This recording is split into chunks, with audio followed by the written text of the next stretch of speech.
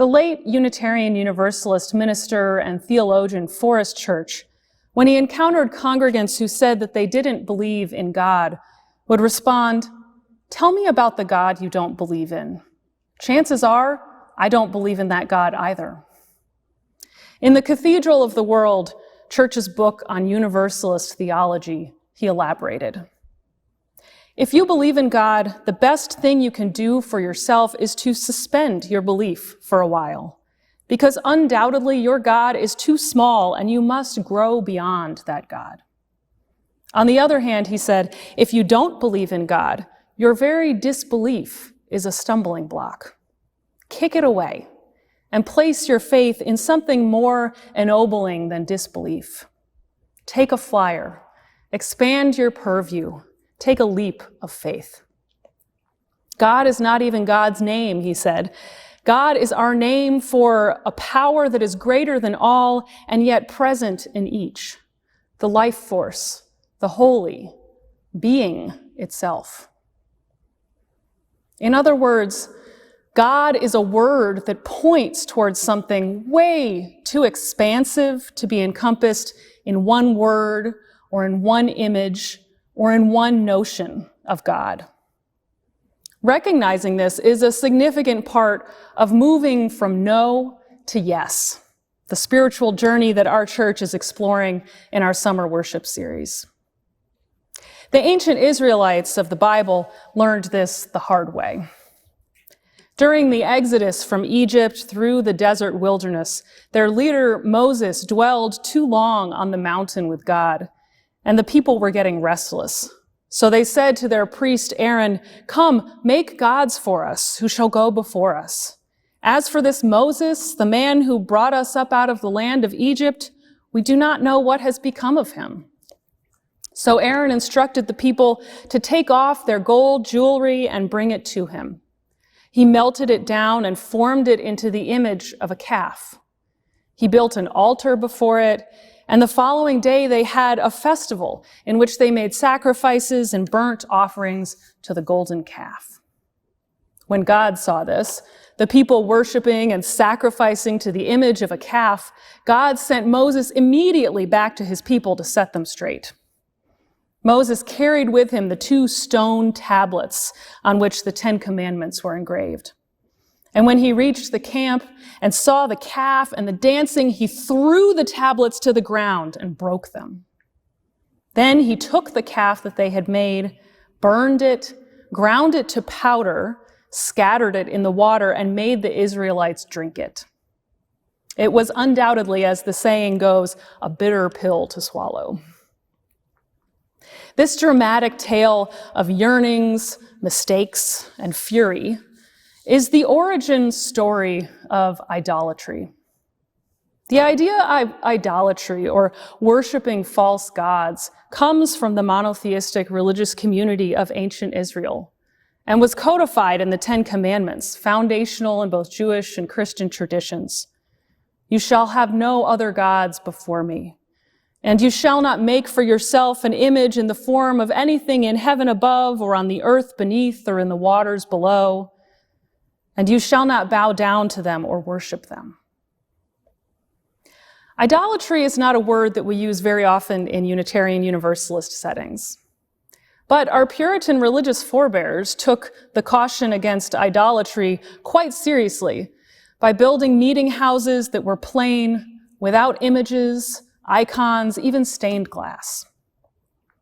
Graven images, as they're called, like the golden calf, are but one form of idolatry, and perhaps not the most relatable for us here and now. In our culture today, idolatry is misplaced affection that takes the form of worshiping, whether it's money or power or career success or fame or oneself, as if these things were the highest good and the ultimate meaning and motivation for our lives. Last week in her beautiful sermon, Reverend Dr. Rebecca Parker said that our spiritual journey must grapple with the question, are we investing in false gods, in ways of life that are not sustainable and just? Too many people in our world today and in our midst are doing just that, sometimes without even realizing it. This misplaced affection comes out of a very natural human sense of yearning. All of us at times feel that there's something within us or in our relationships that we need to fill or fulfill. And it's all too easy to devote ourselves to things that aren't actually fulfilling. The problem is we confuse something small for something large. We confuse something partial for something whole. We confuse something specific for the universal. We confuse something fixed for something dynamic and life-giving. James Luther Adams, a Unitarian theologian and ethicist of the 20th century, wrote, "Idolatry occurs when a social movement adopts as the center of loyalty an idol, a segment of reality torn away from the context of universality, an inflated, misplaced abstraction made into an absolute." Adams's perspective was informed by his time studying in Germany in the 1930s during the rise of Nazism. He knew all too well how pieces of the truth can be twisted and made into absolutes. "It is the role of our covenantal churches," he said, "to bind together families and generations, protecting against the idolatry of any human claim to absolute truth or authority."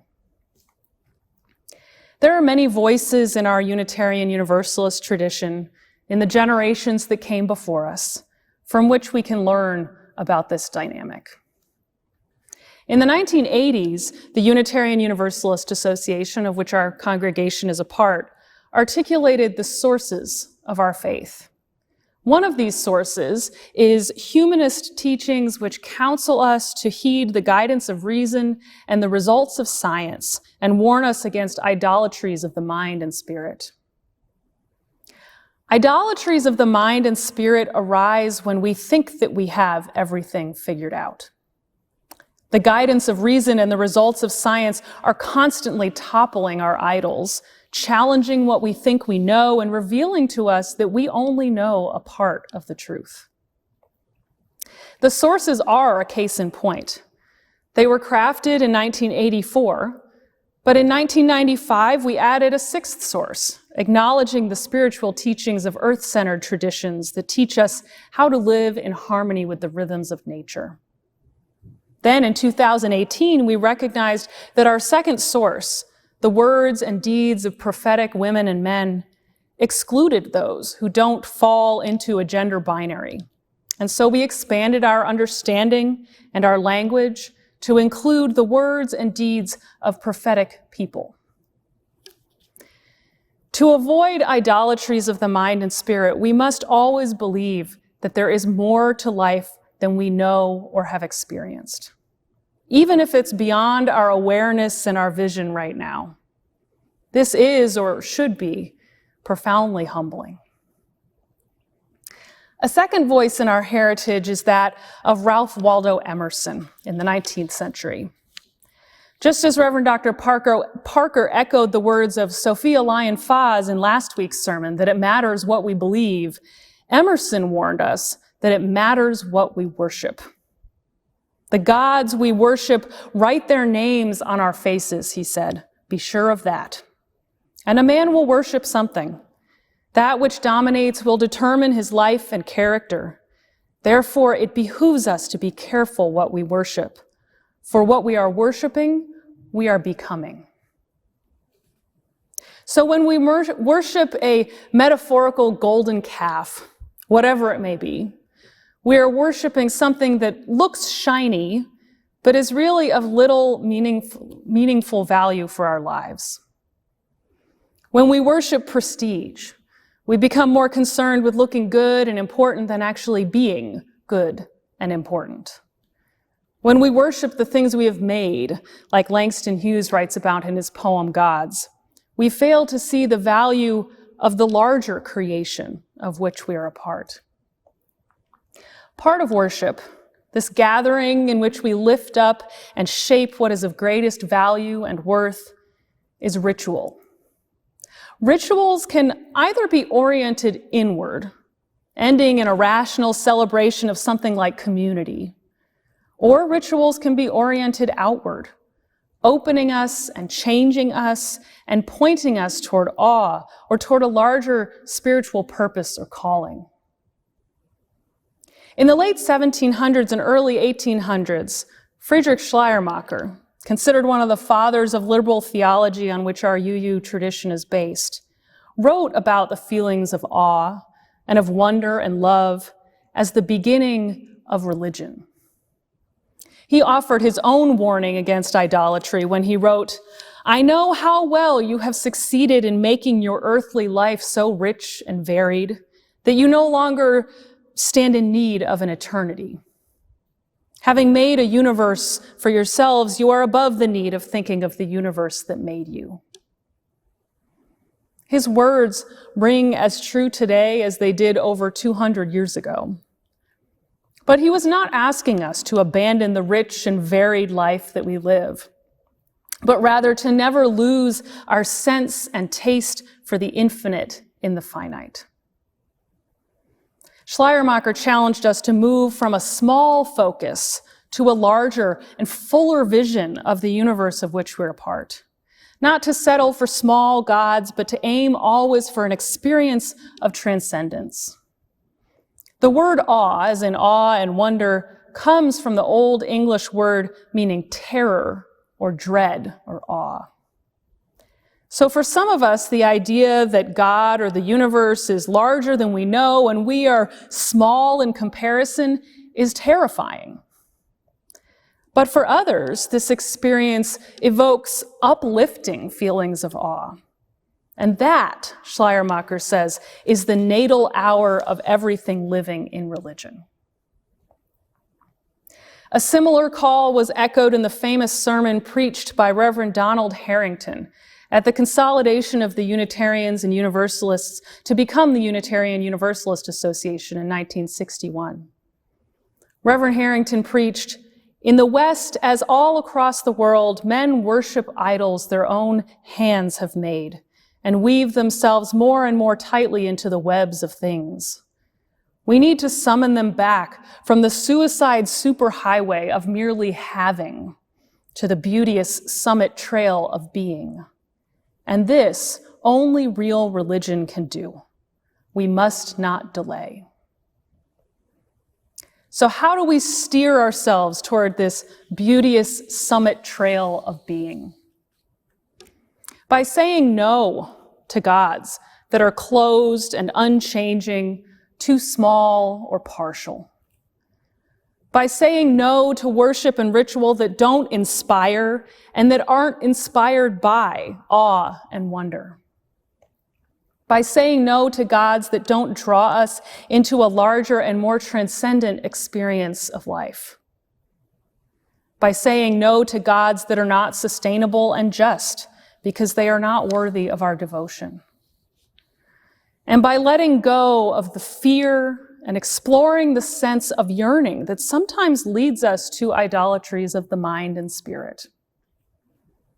The voices of our ancestors, from Moses to Schleiermacher, to Emerson, to Adams, to Harrington, to the crafters of our Unitarian Universalist sources, resound over the generations. Let us listen to them, and let us become them, so that we can become the church that James Luther Adams describes, a church that binds together families and generations, protecting against the idolatry of any human claim to absolute truth or authority. We are called to more expansive notions, wider visions, and deeper meaning. The spiritual journey from God no to God yes continues. Let us be good companions to one another on this journey. Amen.